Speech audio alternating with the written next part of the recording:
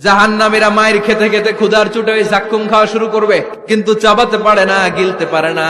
কাঁটাযুক্ত জাক্কুম খাবার যখন জাহান্নামীদের গলার মধ্যে চলে আসবে, গিলতেও পারে না, ফেলতেও, চাপ দিয়ে গিলতে পারে না, আবার ফেলতেও পারে না। তখন চিৎকার দিয়ে বলবে, একটা ফোঁটা পানি দাও।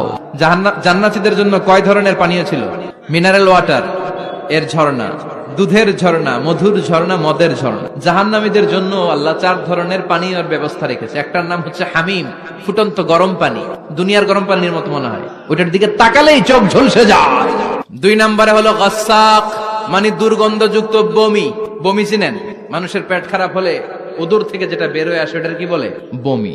1 নম্বরে গরম পানি, 2 নম্বরে দুর্গন্ধযুক্ত বমি, 3 নম্বরে রক্ত আর পুষ, 4 নম্বরে হচ্ছে পোড়া তেল। এগুলো খাও। এই যে দুনিয়া, দুনিয়া, টাকা পয়সা আরো লাগবে, আরো কামাবো, এটাতে আমার হবে না, আরো চাই, আরো চাই।